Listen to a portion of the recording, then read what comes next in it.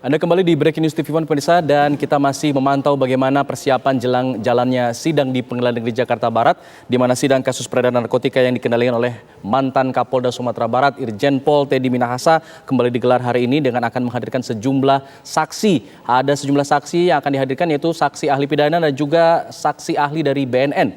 Kita masih bersama dengan narasumber kami pemirsa, ada Bang Reza Indragiri Amril selaku pakar psikolog forensik. Selamat pagi Bang Reza.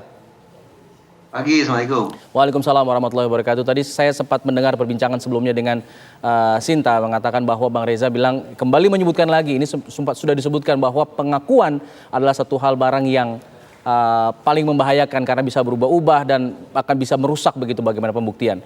Kalau kita lihat di sidang-sidang sebelumnya, bagaimana Teddy Minahasa sempat mengakui bahwa dirinya memberi pesan kepada bawahannya, Dodi, mengatakan bahwa iya ditukar saya 10 kg untuk bonus anak-anak, tapi kemudian disanggah oleh dia bahwa itu adalah guyon saja, ngetes saja. Nah, ini Anda melihatnya bagaimana dari sisi psikolog forensik?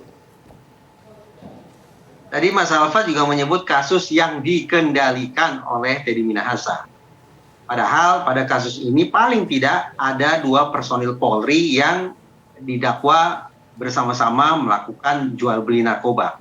Alhasil sesungguhnya kita punya dasar untuk memperluas kemungkinan-kemungkinannya. Ya. Tidak hanya Teddy Minahasa sebagai sosok tunggal yang dominan misalnya, yang mengendalikan bawahannya untuk melakukan perbuatan terlarang tersebut, tetapi ada kemungkinan kedua, bahwa Teddy Minahasa tidak tahu menahu, jadi ini murni dilakukan oleh terdakwa Dodi. Atau kemungkinan yang ketiga, barangkali dulunya mereka berkongsi, tetapi sekarang pecah kongsi, jadi saling tuding satu sama lain. Nah, ini perlu saya sampaikan, kenapa? Karena kita belum sampai pada ketuk palu hakim. Jadi kita belum sungguh-sungguh tahu siapa yang menguasai permainan, siapa yang sekedar pemain atau ban serv saja dalam tanda petik pertandingan ini. Nah, terlepas dari itu, tadi saya katakan bahwa kebohongan itu tanda petik sah-sah saja. Boleh-boleh saja disampaikan karena toh terdakwa tidak disumpah. Tapi sisi kehebatan yang harus saya katakan ya, sisi kehebatan terdakwa Teddy Minahasa adalah dia justru menguasai satu elemen yang berulang kali saya sebut sebagai faktor perusak. Faktor perusak alias daya ingat itu justru sepertinya ada sangat kuat berupa ingatan fotografik atau photographic memory pada diri Teddy Minahasa. Itu tampak misalnya ketika dalam sesi, nah ini yang sedang kita saksikan sekarang ini, ketika terjadi sesi tanya jawab antara penasihat hukum Dodi dan terdakwa Teddy Minahasa, kentara sekali bagaimana Teddy Minahasa bisa mengandalkan daya ingatnya untuk mematahkan asumsi-asumsi yang sudah diajukan oleh penasihat hukum. Jadi saya simpulkan, barang yang paling merusak pada umumnya di ruang sidang justru kebalikannya pada Teddy Minahasa. Dia memiliki photographic memory, dia memiliki ingatan yang sangat baik, yang justru sangat-sangat diperlukan, sangat-sangat dibutuhkan agar informasi yang disampaikan ke majelis hakim bisa utuh dan akurat. Terlepas apakah isinya benar atau tidak, saya tidak bisa menakar itu. Kenapa? Karena saya tidak memiliki akses ke alat-alat bukti lainnya. Tetapi semata-mata mengandalkan apa yang bisa saya saksikan di layar kaca TV One, bahwa Teddy Minahasa sanggup untuk membantah, sanggup untuk mengoreksi asumsi-asumsi yang dibangun oleh penasihat hukum, data-data yang diajukan oleh penasihat hukum, itu menandakan dia memiliki satu aset yang sangat kuat yang justru sangat bermanfaat bagi dia, dan juga tentu kita harapkan akan bermanfaat bagi proses persidangan ini secara umum agar bisa mencapai titik keadilan yang paripurna. Tapi apakah dengan ingatan yang begitu detail, ingatan fotografik yang Anda katakan tadi, beberapa pihak mungkin mengatakan juga kalau ingatan yang begitu detail bukannya justru mencurigakan, seperti sudah tahu begitu langkah-langkahnya, seperti sudah tahu apa tanggal sekian sudah dipersiapkan gitu jawabannya. Masuk akal, kalau ada interpretasi semacam itu masuk akal. Karena itulah penting bagi kita untuk melakukan perbandingan. Ingatan yang anggaplah berkualitas itu diutarakan oleh siapa? Misalnya, ada seorang terdakwa, ini hanya ilustrasi, ada seorang terdakwa yang sanggup menyampaikan informasi sangat rinci, seolah-olah dia memiliki photographic memory. Tapi begitu dicek tingkat kecerdasannya ternyata di bawah rata-rata. Dan Oke. kita pantas untuk khawatir bahwa informasi yang dia sampaikan, betapapun kesannya utuh, betapapun kesannya akurat, tetapi tampaknya informasi yang dipasok oleh pihak lain. Karena sekali lagi karena ingatannya atau daya ingatnya pada dasarnya rendah.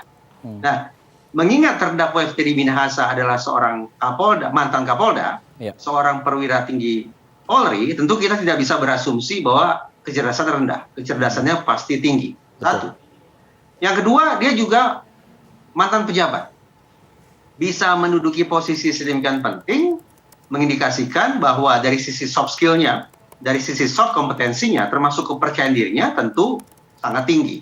Nah, kombinasi dari kecerdasan kognitif, intelektualitas yaitu fotografic memory, ditambah lagi dengan kecerdasan dari sisi emosional, yang saya bayangkan soft skill, kepercayaan dirinya sangat juga tinggi, itu yang membuat dia paling tidak terkesan sanggup untuk menghidangkan informasi yang utuh, yang akurat, yang oleh kebanyakan pihak tidak sanggup dilakukan di dalam ruang persidangan.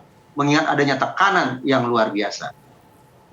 Ya, kalau kita lihat juga bagaimana jalannya sidang, Teddy Minahasa begitu tenang, begitu tegas menjawab. Karena tadi Anda katakan punya tingkat kepercayaan diri yang tinggi dan juga ingatan yang begitu kuat begitu. Apakah ada faktor lain yang mempengaruhi bagaimana ia bisa membawa dirinya begitu tenang, begitu tegas begitu, di samping tingkat kecerdasan dan juga ingatan fotografik yang ia miliki? Teddy Minahasa ini pada salah satu persidangan sudah menyatakan, sudah memberikan sekilas potret kepribadiannya bahwa dia bukan orang yang bisa tenang, berpembawaan tenang, yang berpembawaan syahdu, tidak seperti itu, tapi dia memang mengakui dalam sesi persidangan itu bahwa dia orang yang cenderung untuk tanda petik temperamental. Pada titik ini saya melihat ada perbedaan yang nyata antara Teddy Minahasa dengan Verdi Sambo, dan antara ketua majelis hakim di persidangan ini dengan ketua majelis hakim di persidangan Verdi Sambo. Mari kita ingat sebentar ya.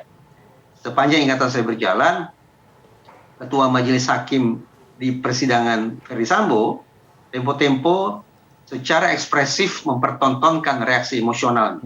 Kegusarannya, kemarahannya, kekesalannya itu sengaja diperlihatkan ketika memeriksa saksi-saksi tertentu, ketika memeriksa terdakwa tertentu. Sementara sebaliknya, pada persidangan ini, ketua majelis hakim di mata saya sangat-sangat tenang. Dia mencoba untuk menahan sedemikian rupa reaksi-reaksi sifat emosional. Demikian pula kalau kita bandingkan antara Teddy Minahasa dengan Verdi Sambo. Verdi Sambo berpembawaan sangat tenang. Sementara di persidangan ini, Teddy Minahasa tidak sungkan-sungkan untuk sesekali mempertontonkan reaksinya yang sekali lagi emosional itu. Lantas kita ingin mengatakan apa? Apakah reaksi yang emosional di ruang sidang, ekspresi kekesalan, diungkapnya amarah di ruang sidang itu sebagai hal yang buruk? Tidak. Ternyata psikologi forensik justru menyimpulkan sebaliknya. Hingga derajat tertentu, amarah atau perasaan negatif yang diluapkan di ruang sidang justru merupakan tanda-tanda positif. Tanda-tanda bahwa yang bersangkutan, yang menyampaikan informasi sekaligus mengekspresikan amarahnya itu, menandakan dia sungguh-sungguh menghayati permasalahan yang sedang dia hadapi. Ada keterlibatan penuh baik dari sisi kognitif maupun afektif, dari sisi pikiran maupun perasaan ketika dia menjawab segala pertanyaan yang diajukan kepada dirinya. Apakah itu menanda bahwa informasi yang diberikan itu otentik atau tidak, itu lain soal. Karena sekali lagi saya tidak bisa menakar itu mengingat saya tidak punya akses ke alat-alat bukti lainnya. Tetapi yang ingin saya tekankan adalah ekspresifnya terdakwa, ekspresifnya hakim, ekspresifnya saksi di ruang sidang hingga derajat tertentu justru akan bermanfaat konstruktif. Sepanjang ada 3 syarat. Pertama, walau bagaimanapun kekesalan atau amarah itu tetap harus disampaikan dengan cara yang beradab. Tidak dengan cara-cara yang destruktif, melempar barang, mencaci maki atau sejenisnya. Itu pertama. Yang kedua, amarah atau kekesalan atau perasaan negatif itu ditujukan untuk hal yang juga jelas. Misalnya, lagi-lagi saya memberikan ilustrasi sesi tanya jawab antara Teddy Minahasa dengan penasihat hukum Dodi. Yang saya lihat, pada beberapa pertanyaan, Teddy Minahasa sengaja memberikan jawaban yang juga disertai dengan luapan emosi negatif. Apakah itu salah? Tadi saya katakan tidak salah. Kenapa tidak salah? Karena menurut saya, ekspresi amarah atau kekesalan yang disampaikan oleh Teddy Minahasa pada saat itu adalah tepat. Karena dia diajukan pertanyaan yang membingungkan, pertanyaan tidak jelas, pertanyaan dengan asumsi yang keliru.